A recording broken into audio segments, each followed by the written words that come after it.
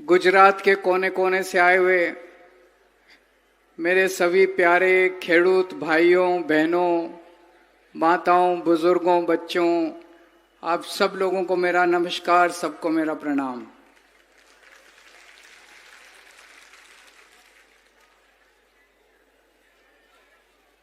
आज 31 अक्टूबर है। सरदार पटेल की जन्म जयंती है। आज से 150 साल पहले गुजरात की पवित्र धरती के ऊपर सरदार पटेल का जन्म हुआ था। आज हम उनकी 150वीं जन्म जयंती मना रहे हैं। सरदार पटेल को भारत का शेर कहा जाता है, गुजरात का शेर कहा जाता है। सबसे ज्यादा लड़ाई खेडूतों की भारत के इतिहास में सरदार पटेल ने लड़ी थी। 1918 में उन्होंने खेड़ा आंदोलन किया था। 1928 में उन्होंने बारदोली सत्याग्रह किया था। खेडूतों के लिए लड़ाई लड़ी थी, अंग्रेजों के खिलाफ लड़ी थी, अहिंसात्मक लड़ाई लड़ी थी। उनकी जितनी मांग थी, अंग्रेजों को उनकी सारी मांग माननी पड़ी। आज से 100 साल पहले अंग्रेजों के खिलाफ जब सरदार पटेल ने आंदोलन किया, अंग्रेजों ने कभी लाठीचार्ज नहीं किया, अंग्रेजों ने कभी आंसू गैस के गोले नहीं छोड़े, अंग्रेजों ने कभी झूठे पर्चे नहीं करे, झूठे एफआईआर नहीं करे। अंग्रेजों ने अपने खेडूतों को जेल में नहीं भेजा 307 करके। सरदार पटेल ने सपने में भी नहीं सोचा था कि 100 साल के बाद, आजादी के बाद, अपने देश के अंदर इतनी गंदी, इतनी अत्याचारी बीजेपी की सरकार आएगी, जो अपने खेडूतों के ऊपर, जो अपने हक के लिए लड़ रहे हैं, उनके ऊपर लाठी चार्ज करेगी, उनके ऊपर आंसू गैस के गोले छोड़ेगी, उनके ऊपर झूठे पर्चे करेगी, उनको जेल में भेजेगी, उनको 307 के पर्चे करेगी उनके। आज अगर सरदार पटेल की आत्मा आसमान से देख रही होगी तो सरदार पटेल की आत्मा को बहुत दुख हो रहा होगा। ये कैसा गुजरात हो गया, ये कैसी सरकार आ गई, ये कैसी सरकार है। आज सरदार पटेल की धरती के ऊपर किसान रो रहा है। आज सामने हमारे यहां पे 85 किसानों को इन्होंने, 85 खेडूतों को जेल में डाल दिया। उनका क्या कसूर था? उनका कसूर था वो अपने हक के लिए लड़ रहे थे, अपना हक मांग रहे थे। आज उनको उन्होंने जेल में डाल दिया। हमने उनके परिवारों को आज बुलाया, उनको हम स्टेज पे बिठाना चाहते थे, उनका सम्मान करना चाहते थे आप लोगों के सामने। उनको स्टेज पे नहीं बैठने, स्टेज से उतार दिया। शर्मनाक है, शर्म आती है ऐसी सरकार के ऊपर। मैंने उनके परिवारों से, कई परिवारों से बात की। सबसे पहले मैं ये कहना चाहता हूं, हम उन परिवारों के साथ हैं। एक एक खेडूत को हम जेल से बाहर निकलवाएंगे, बड़े से बड़ा वकील खड़ा करेंगे, जो करने की जरूरत है वो करेंगे, सारे खेडूतों को बाहर निकालेंगे। अभी थोड़े दिन पहले जुलाई के महीने में उत्तरी गुजरात में पशुपालक किसानों को, वो अपने हक के लिए लड़ रहे थे, उनके ऊपर आंसू गैस के गोले छोड़ दिए, उनके ऊपर लाठी चार्ज कर दिया, उनके ऊपर झूठे पर्चे कर दिए, उनको जेल में भेज दिया। उसके पहले, थोड़े दिन पहले चेतर वसावा आदिवासियों के लिए आंदोलन कर रहे थे, आदिवासियों की आवाज उठा रहे थे, उनके ऊपर झूठे पर्चे करके उनको जेल में डाल दिया। इनको केवल जेल में भेजना आता है और इनको कुछ नहीं आता। इतनी 75 साल में गुजरात में इतनी क्रूर सरकार, इतनी अत्याचारी सरकार, इतनी अहंकारी सरकार आज तक गुजरात के लोगों ने कभी नहीं देखी है दोस्तों। किसान क्या मांग रहे हैं? किसान मांग रहे हैं कर्जा प्रथा खत्म होनी चाहिए। होनी चाहिए कि नहीं होनी चाहिए कर्जा प्रथा खत्म? होनी चाहिए कि नहीं होनी चाहिए कर्जा प्रथा खत्म? अरे बीजेपी वालों, तुम तो केंद्र में सरकार बनाई थी, तुमने कहा था हम एमएसपी देंगे। कहां गई तुम्हारी एमएसपी? एमएसपी तो देते नहीं हो। जब किसान अपनी फसल बेचने के लिए मंडी में जाता है तो कर्जा प्रथा करके उसको अपना पूरा दाम भी नहीं देते हो तुम। उसके साथ शोषण करते हो, किसान को पूरा दाम नहीं देते हो। किसान कह रहा मेरी कर्जा प्रथा बंद करो। क्या गलत कह रहा है किसान? किसान को उसका हक नहीं दिया जाता। किसानों के, खेडूतों के घर के अंदर पुलिस ने घुस घुस के उनके बच्चों को मारा है। शर्म आनी चाहिए तुमको। उनको पकड़ पकड़ के आपने जेल में डाल दिया। अभी दिवाली आई, अभी धनतेरस आई, अभी नया साल आया।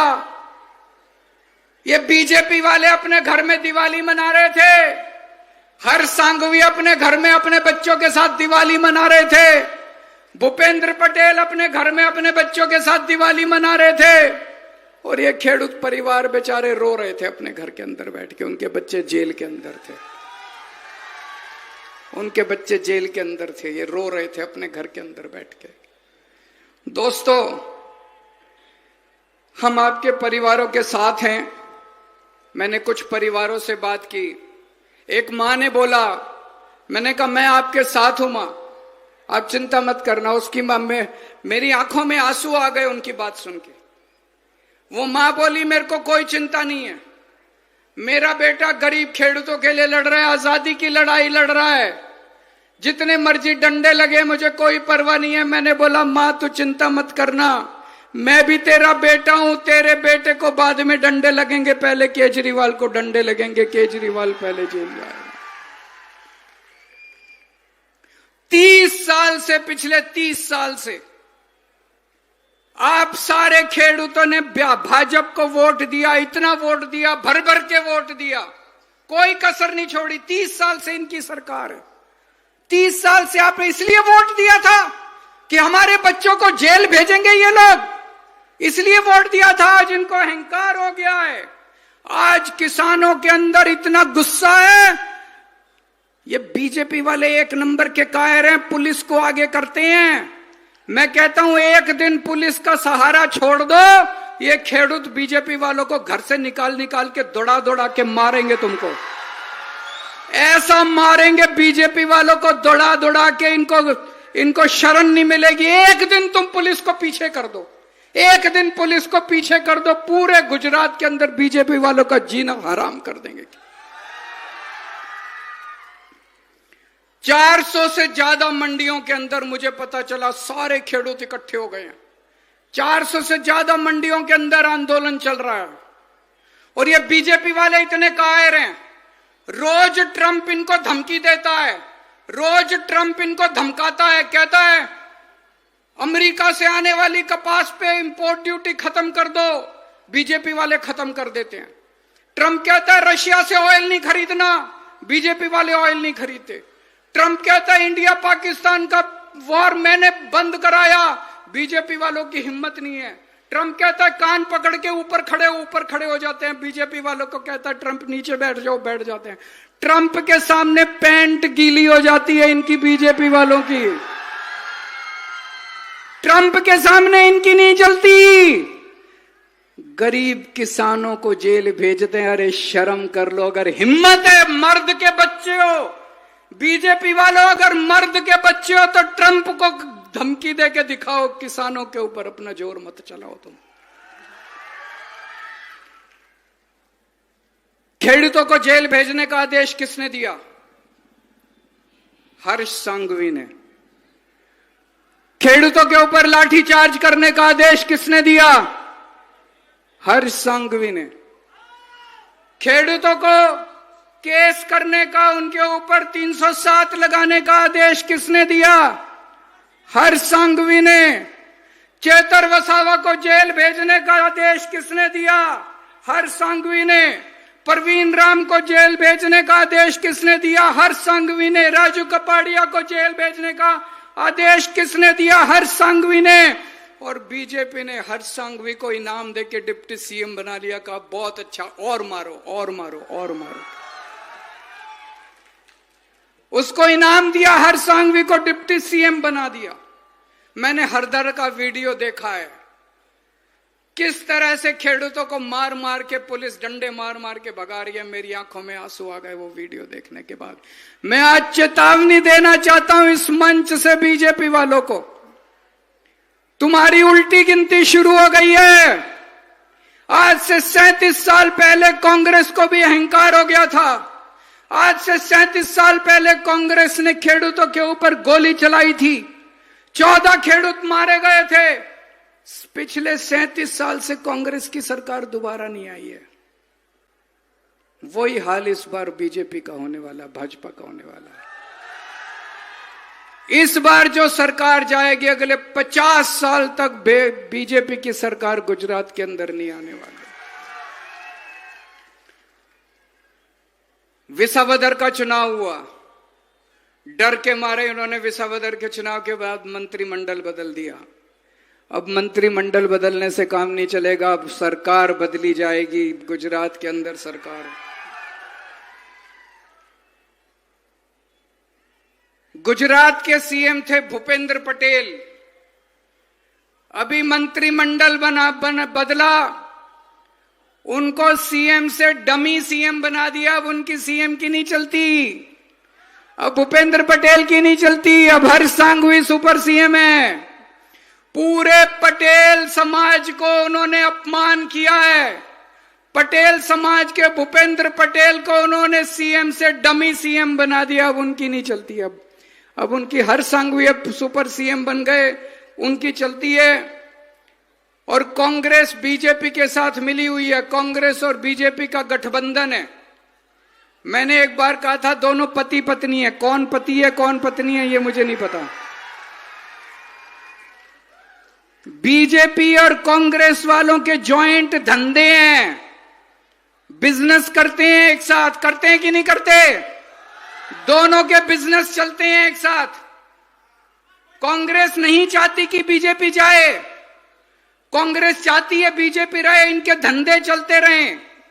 ऐसा क्यों होता है कि चेतर वसावा जेल जाता है? ऐसा क्यों होता है कि परवीन राम जेल जाता है? ऐसा क्यों होता है कि केवल आम आदमी पार्टी वाले जेल, कांग्रेस वाला कभी जेल नहीं जाता? ऐसा कैसे होता है कांग्रेस वाला जेल नहीं जाता, केवल आम आदमी पार्टी वाले जेल जाते हैं? कुछ तो सेटिंग है कि नहीं है? कुछ तो सेटिंग है दोनों के अंदर। आज बीजेपी बोझ बन गई है गुजरात की धरती के ऊपर। इस बोझ को उतारना पड़ेगा, उतारना आपको पड़ेगा। एक टाइम ऐसा था जब अंग्रेजों को लगता था कि हमें भारत से कोई नहीं हटा सकता। अंग्रेज गए कि नहीं गए? आज बीजेपी को लगता है हमें गुजरात से कोई नहीं हटा सकता। हटाओगे कि नहीं हटाओगे? सारे जने हाथ खड़े करके बता दो। अंग्रेज भी भारत छोड़ के गए थे, बीजेपी को भी गुजरात छोड़ के जाना पड़ेगा, जल्दी टाइम आने वाला है। किसानों की आवाज उठाने वाली पार्टी का नाम है आम आदमी पार्टी। किसानों पे लाठीचार्ज करने वाली पार्टी का नाम है भारतीय जनता पार्टी। किसानों के हक के लिए लड़ने वाली पार्टी का नाम है आम आदमी पार्टी। किसानों को जेल में भेजने वाली पार्टी का नाम है भारतीय जनता पार्टी। गुजरात हमारा है, गुजरात इनके पिताजी का नहीं है। बहुत मलाई खा ली तुमने बीजेपी वालों, अब और लूटने नहीं देंगे। इनके बच्चे विदेशों में पढ़ते हैं, सारे इनके मंत्रियों के बच्चे विदेशों में पढ़ते हैं, और हमारे बच्चों को उठा के ये जेल में डालते हैं। हमारे बच्चे जेल जाएंगे, तुम्हारे बच्चे विदेश जाएंगे। इस बार आने वाले चुनाव में विसावदर वाली कर दो पूरे गुजरात के अंदर। और अंत में मैं कहना चाहता हूं, अभी बारिश की वजह से काफी फसल बर्बाद हुई है। आप लोगों ने सुना होगा अभी थोड़े दिन पहले पंजाब में बहुत बड़ी बाढ़ आई थी, बहुत बड़ी ऐतिहासिक। कितनी 23 जिले हैं पंजाब के अंदर, 23 के 23 जिलों में बाढ़ आई थी। एक महीने के अंदर भगवंत मान साहब ने सभी खेडूतों के अकाउंट के अंदर, बैंक अकाउंट के अंदर 50,000 रुपए हेक्टेयर के हिसाब से पैसे जमा करा दिए एक महीने के अंदर। आज हम खेडूतों के तरफ से मांग करते हैं गुजरात सरकार को कि जिनकी फसल बर्बाद हुई है, सब लोगों को 50,000 हेक्टेयर के हिसाब से उनके अकाउंट के अंदर पैसे जमा कराए जाएं। भारत